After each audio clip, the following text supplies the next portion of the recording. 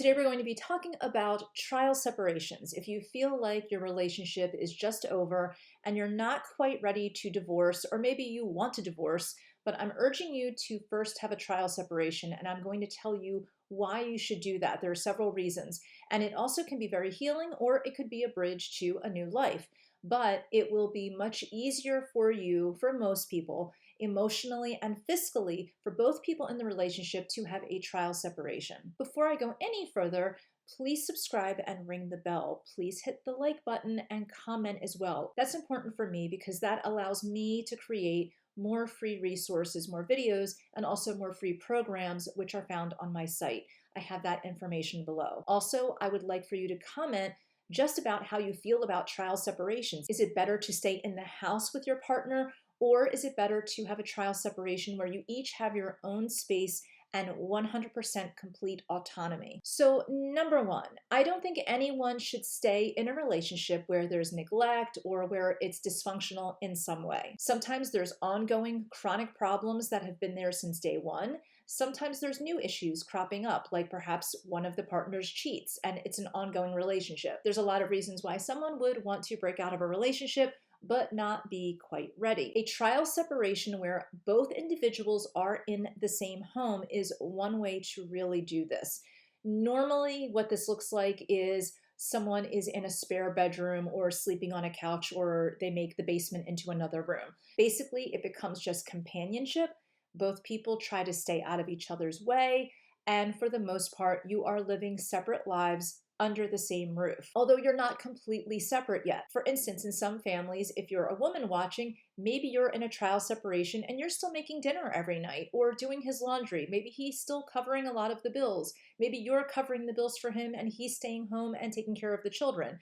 Whatever the dynamic was in the marriage, often there's still remnants of that in the trial separation when both people are in the home together. Now, usually everything leading up to that is quite dramatic, and usually the person who proposes a trial separation doesn't want to do it.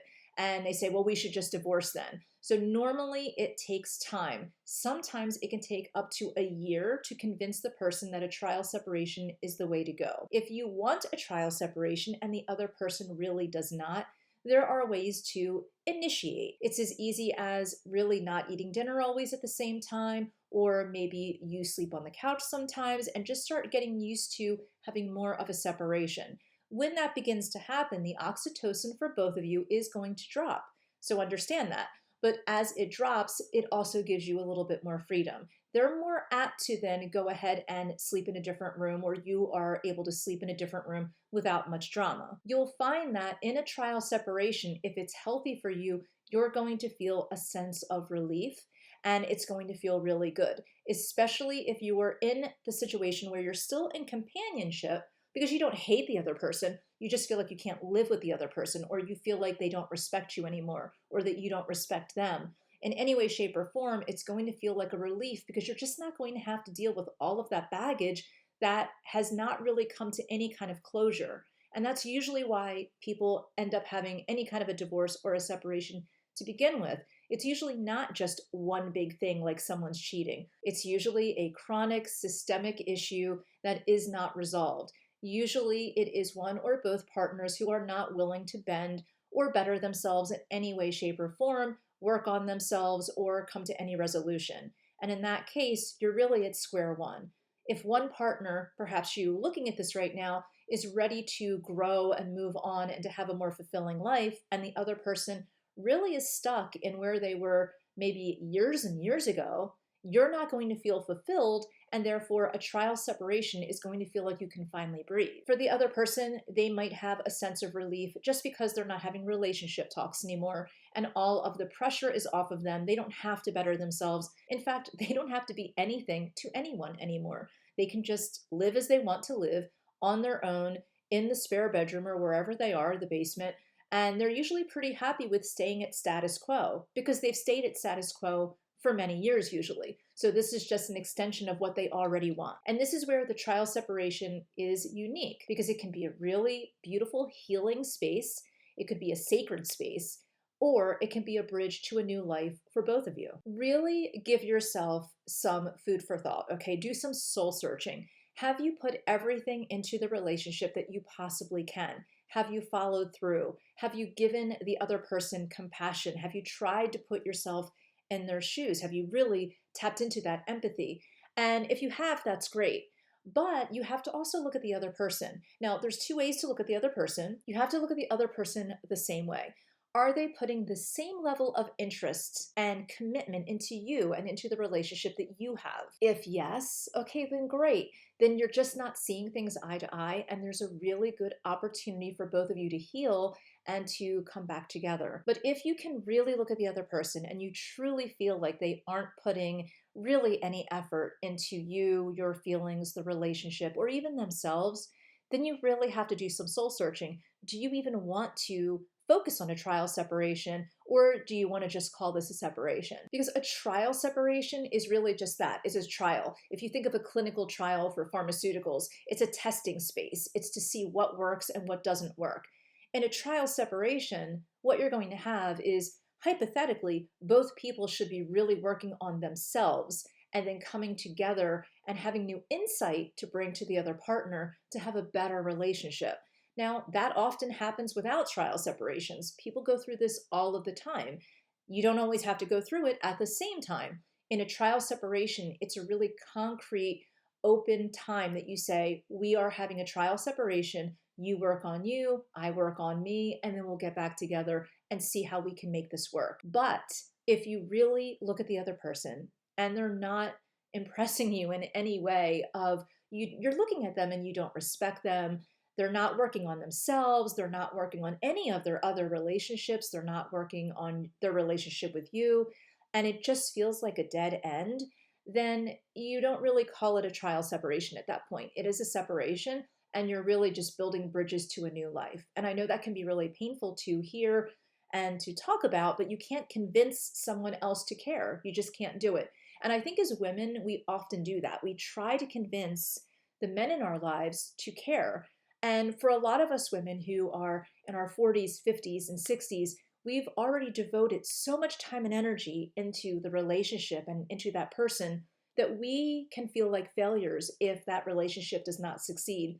Or we could feel really rejected if that person doesn't look at us and say, you know what, you're worth it. I'm going to promise to commit. I'm going to promise to do X, Y, and Z because you're worth it. And I know in my past, I have definitely felt that way. But there comes a time where you just have to look at the other person and go, you know what, I am worth it. And you know what, maybe you're not. So you have to really be able to get confident in yourself and your self-value and what you feel that you deserve. Now, a lot of my channel is all about self-worth and self-value.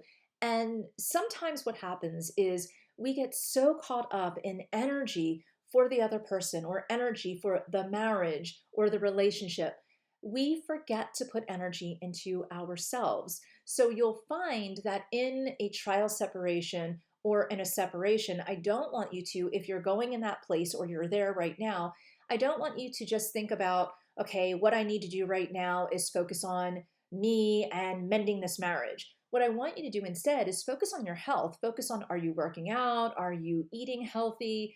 Are you waking up in the morning and enjoying getting dressed and seeing who you are in the mirror? Are you enjoying looking back? And yeah, you're going to have some memories that are really painful, but can you look back and know that you did all that you can do in this relationship? And that's really important. So if you know all of this and you can put this energy into yourself, that's what's most important. You need to protect yourself emotionally and fiscally. And this is for both people. So I'm not going to say, I want you to grab a bunch of money, steal, and hide and run. That's not at all what I want from you. What I would love for you to do is to honor and respect the other person, even if they are not prioritizing the relationship. And I know that's really painful to do, but you have to honor the other person, that they are at least being truthful on their path. They might not have the guts or the energy to say to you, you know what, I'm not in love anymore and I don't want this to work. Maybe they're with you because they're afraid of being alone or a million other reasons. And I'm not saying that that's okay.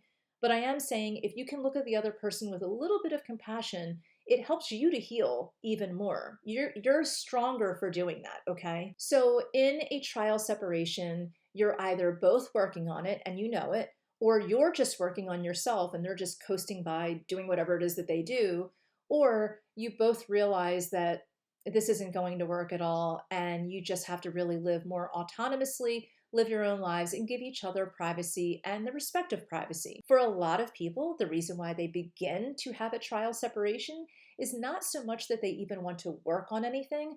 They might not be ready to leave the relationship, but maybe there's already a third party. Maybe they haven't cheated in the marriage or in the relationship before, but now they're not getting their needs met. They've realized that the other person has pretty much given up on them and given up on themselves. And at that point, after a certain amount of time, the person who has been working really hard in the relationship might just be thinking, I deserve to have love in my life. So a third party can often be a distraction. And having a third party in your life doesn't necessarily mean that you're cheating. It could just be a friendship, male or female. And that third party, if it is someone that is supporting you through this emotional time, is someone that might be helping you to reacclimate into a new life, into a new world where you are feeling more attractive and you're not being neglected and you are being prioritized. Because when you allow yourself to take back that energy that you've been dumping into this empty void of a relationship that you've been living, there are men and women out there who, during the separation stage, may start dating. I'm not condoning cheating in any way, shape, or form.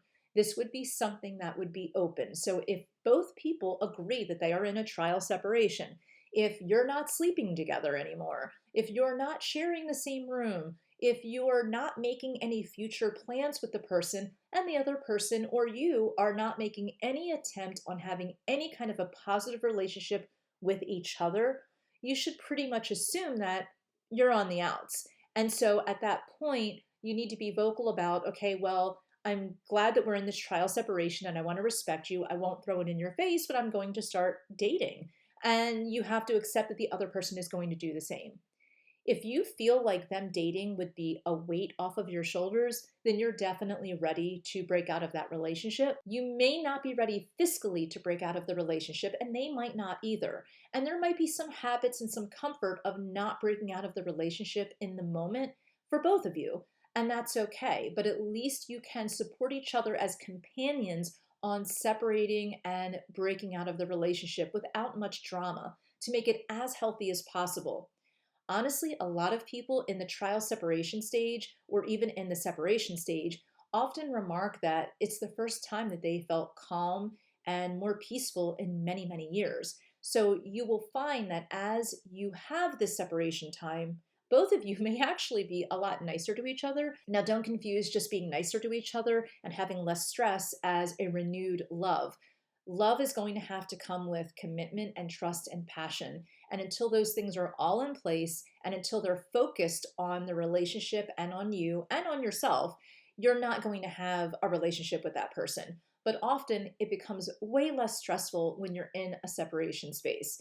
Now, I am someone who strongly believes in relationships and marriage and keeping a relationship going, but you have to also be realistic. And I'm realistic where I don't want you to stay in any kind of a situation where you are not treated the way you should be treated.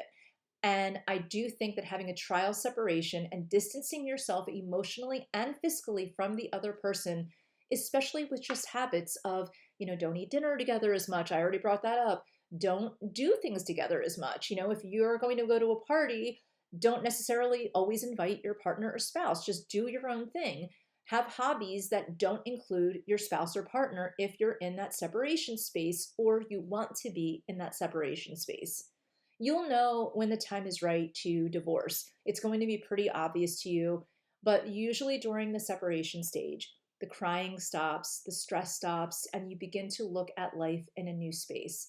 You begin to look at what can be and the future, and that future and the possibilities usually don't include the person that's been dragging you down for weeks, years, months, whatever. So understand that separations are often a new beginning. It can be a new beginning for you as a couple, but again, it's going to take both people working very hard. So having a trial separation can be a beautiful healing space where both people come together and there's a renewed sense of appreciation, there's remorse, and there's really work being done by the other person on helping themselves to be a better person, but they're also worried and focused on you and your heart and soul. That's a good space to be in. But if that's not happening, A trial separation or a separation is also a wonderful springboard into the life that you deserve. If this has been helpful to you in any way, shape, or form, please subscribe, ring the bell, like, comment. All of that really helps. And check out the link below so that you can see the free resources that I have and that we can stay connected every single week. Okay, I have another video for you.